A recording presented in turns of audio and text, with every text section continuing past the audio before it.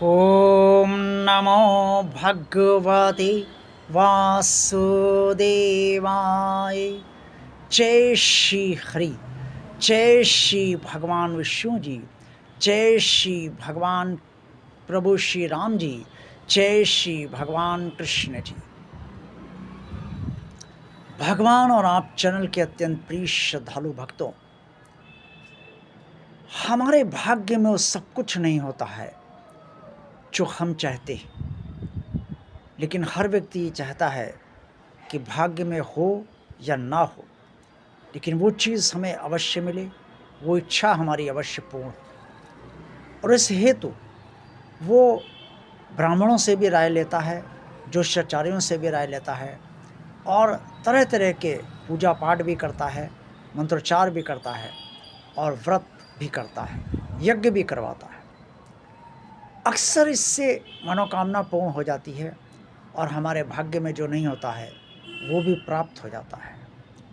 लेकिन कोई नहीं जानता कि जो भाग्य में हमारे नहीं है वो क्यों नहीं है, उसके पीछे क्या कारण है। और अगर भाग्य कोई चीज़ नहीं दे रहा है और वो हमने पा ली है, तो जो अशुभ कर्म थे जिसकी वजह से वो चीज़ हमें नहीं मिल रही थी, तो वो अशुभ कर्मों का फल कहाँ जाएगा, वो तो नहीं खत्म होगा।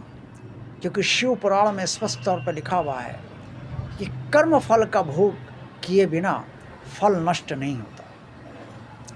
तो मनोकामना तो पूर्ण हो गई, लेकिन वो फल जिसकी वजह से वो चीज़ पूरी नहीं होनी थी, जो भाग्य जो पूजा करा के या अन्य तरीके से पूरी करवा ली गई, वो पूरी हो गई, वो चीज़ वो यानी कि वो फल कहाँ जाएंगे और कैसे समाप्त होंगे, उन्हें भोगना तो पड़ेगा।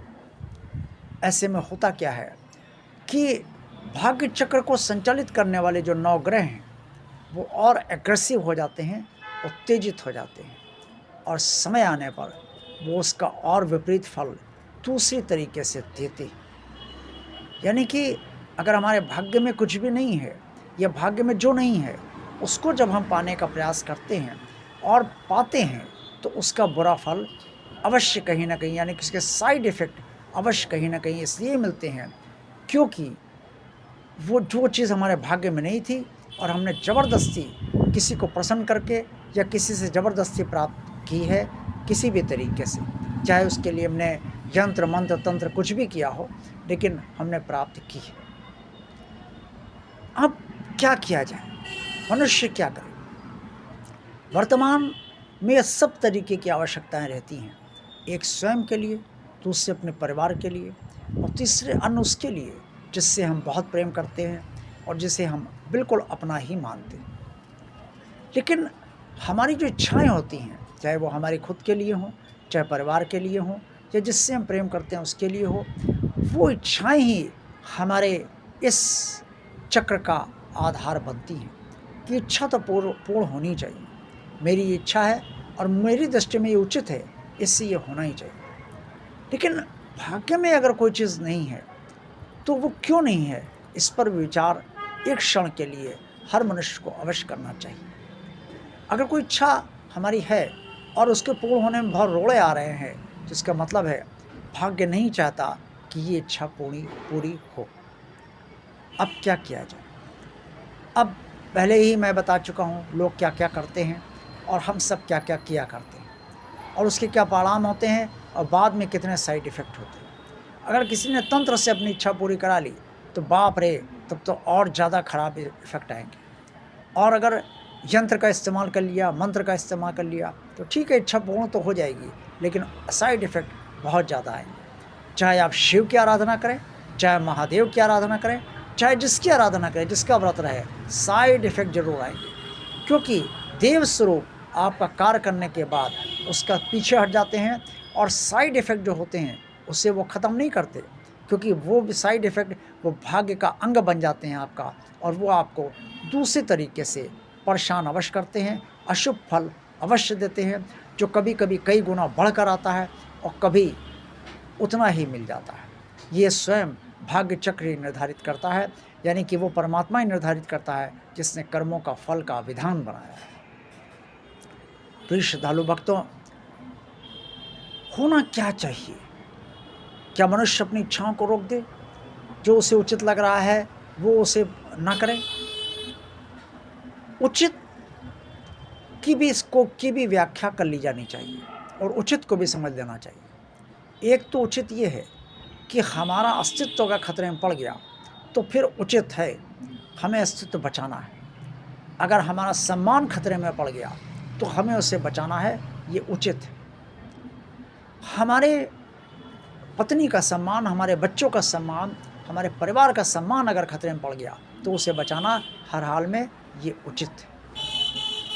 और एक ये है कि हमारी इच्छाएं बहुत सारी हैं, परिवार की इच्छाएं बहुत सारी हैं और वो इच्छाएं पूर्ण नहीं हो रही हैं, फिर भी उन इच्छाओं को हम अपने तरीके से पूजा पाठ के जरिए, व्रत के जरिए, ब्राह्मणों के जरिए पूजा करवा के, ज्योतिषाचार्यों के बताए गए मार्गों पर चलकर या ज्योतिषाचार्यों के जरिए बताई गई पूजा को करके या ज्योतिषाचार्यों से कराई गई पूजा करवा के, इस तरीके से जो भी हम प्राप्त करते हैं वो प्राप्त तो हो जाता है। लेकिन तैयार रहिए, आगे आने वाले समय में जो चीज़ आपके भाग्य में नहीं है वो आपको विपरीत परिणाम अवश्य देगी, क्योंकि आपने भाग्य से छीन कर उसे प्राप्त किया है। प्रिय श्रद्धालु भक्तों, अब क्या होना चाहिए ये भी अवश्य समझा जाना चाहिए। जो भी इच्छाएं हमारी उचित हों उसके लिए हमें अपने भगवान से प्रार्थना करनी चाहिए और शांत मन से कहना चाहिए, प्रभु ऐसी सी समस्या है, ये संकट है, इसका समाधान आप कर दीजिए और इस तरह से समाधान कीजिए जिससे कि मेरा और मेरा परिवार सुरक्षित रहे और वर्तमान और भविष्य उससे प्रभावित न हो। हे भगवान, आप जो उचित समझें वो कीजिए। मैं नहीं जानता कि मैं जो आपसे कह रहा हूँ वो उचित है या अनुचित, लेकिन आप जानते हैं कि मैं उचित कह रहा हूँ या अनुचित कह रहा हूँ। अगर आपकी दृष्टि में मेरी बात उचित है, मेरी प्रार्थना उचित है, तो आप इसे संपूर्ण करने की कृपा कीजिए। अगर आपको लगता है कि मेरी प्रार्थना उचित नहीं है, अनुचित है, तो उसे आप संपूर्ण न कीजिए। हे प्रभु, आप जो ठीक समझें वो कीजिए, जिसमें मेरा और मेरे परिवार का कल्याण हो वो दीजिए मुझे। ये एक बहुत ही सरल भावना से की गई प्रार्थना है और ये किसी भी देव स्वरूप से जिससे आप जुड़े हुए हैं आप अपने भगवान से कहिए।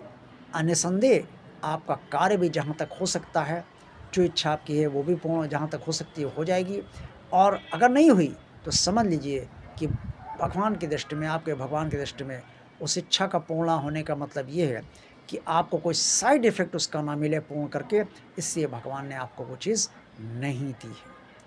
याद रखिए, हर क्रिया की प्रतिक्रिया होती है। अगर कोई चीज़ हम पाना चाहते हैं जो हमारे भाग्य में नहीं है तो वो हमें मिल गई तो उसकी प्रतिक्रिया आने वाले समय में विपरीत रूप में अवश्य होगी। इसलिए बहुत सोच समझ कर इच्छाएं कीजिए, बहुत सोच समझ के इच्छाओं को पूरा करने का प्रयास कीजिए। जो आपके भाग्य में नहीं है उन इच्छाओं को जब भी आप पूरा कराना चाहें तो ये ज़रूर ध्यान रखिए कि अगर वो पूरी हो गई तो आगे का समय आपके लिए विपरीत परिणामों से भी भरा हो सकता है। अब आप क्या चाहते हैं ये आपको ही निर्णय लेना चाहिए। देखते रहिए भगवान और आप चैनल। वीडियो पसंद आया तो लाइक कीजिए, चैनल को सब्सक्राइब अगर अभी तक नहीं किया है तो भगवान का कार्य मानकर सब्सक्राइब अवश्य कर दीजिए। इस चैनल की प्लेलिस्ट आप अवश्य देखिए। भगवान और आप चैनल की प्लेलिस्ट में कई लॉन्ग वीडियोज़ और शॉर्ट वीडियोज़, जो सर्वोत्तम वीडियोज़ हैं, वो सर्वप्रिय वीडियोज़ हैं, वो डाले गए हैं, उसका भी आप आनंद लीजिए। और इस चैनल को ज़्यादा से ज़्यादा लोगों को शेयर कीजिए ताकि भगवान के अन्य भक्तों तक भी ये चैनल अवश्य पहुँचे। कमेंट्स में अगर आप कुछ कहना चाहते हैं तो अवश्य कहिए। आप सबका कल्याण हो। ओम नमो भगवते वासुदेवाय।